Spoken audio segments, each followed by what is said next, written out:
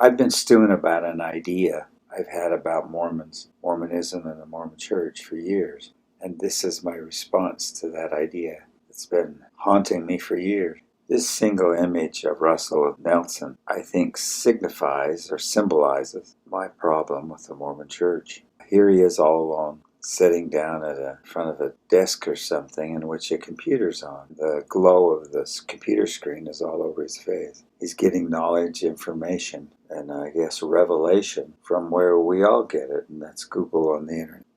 In the last conference, Russell Nelson here made a statement about the coronavirus and his predictive ability of knowing it was coming. He's proclaimed as a prophet. As far as I know, prophets can see into the future. But he ended up saying, for all the world, little did we know that this was coming upon us all. Mormon, non-Mormon, everyone. And the response was to wave a hanky and shout Hosanna, which, as far as I know, killed no viruses. The next point is the prophets of old, Jesus himself had healing powers. Where are Nelson's healing powers? He couldn't heal his daughter who died of cancer. He couldn't heal his first wife. As far as I know, there are no examples of him healing anybody in a miraculous way, which a prophet is supposedly able to do. The Mormon Church proclaims is that he speaks for God. Bill Reel, in his archive, number 295, I believe, has a recorded workshop, or not a workshop, it would be has a recorded fireside by Dehlin with some college students, and they ask him some very pointed questions about, have you seen Jesus? And if you haven't seen him, why are you claiming to be his representative? And here's Dehlin response. I haven't seen Jesus, and I know of no one in the first presidency and the quorum of the 12 who has.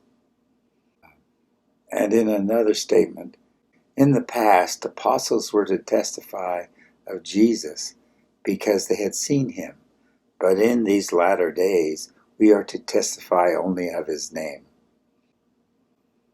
I haven't seen Jesus. No one in the first presidency and the quorum of 12 have.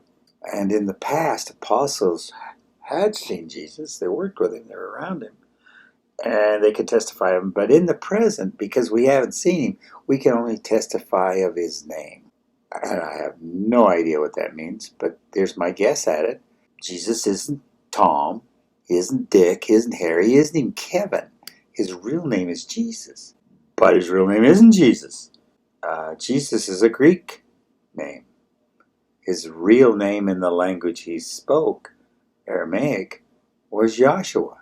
Kind of confusing, isn't it? In a recent Facebook post, Russell Nelson, along with his wife Wendy, made the statement that he really cares. He has this empathy, this deep empathy for people and what they're going through. For example, there's deaths in the family from the virus. And there are so many hardships, or financial hardships, are disastrous. And he cares deeply about all these things. Well, he cares so deeply that the church's $100 billion plus account, what's $100 billion? That's a B. That's not million. That's $1 billion account. And it's larger than 100. It's huge. And not 1 cent has been given to anyone to help them in any way. This is one of the worst examples of organizational greed I've ever seen.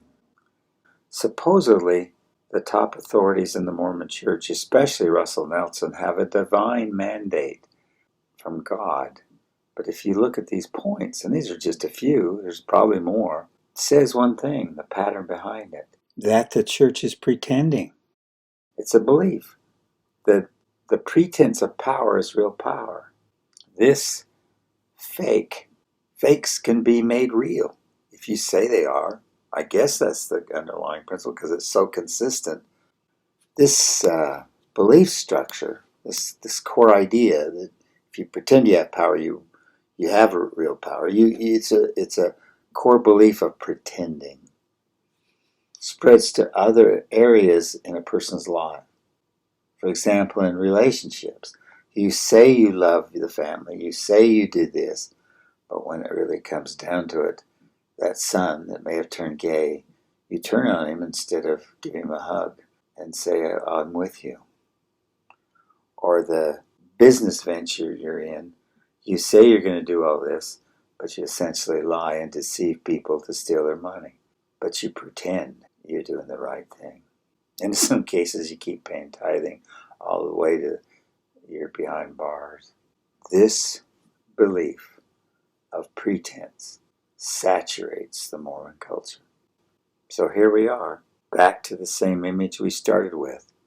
Russell Nelson receiving his inspiration from a reflected computer screen, getting it from Google, just like the rest of us. As I see it, the underlying foundational belief of the Mormon Church and the leadership within it, and even many of the members, is the pretense of power is real power. If you pretend it is real, it becomes real. And this is the most dangerous belief within the Mormon Church. Thank you for listening.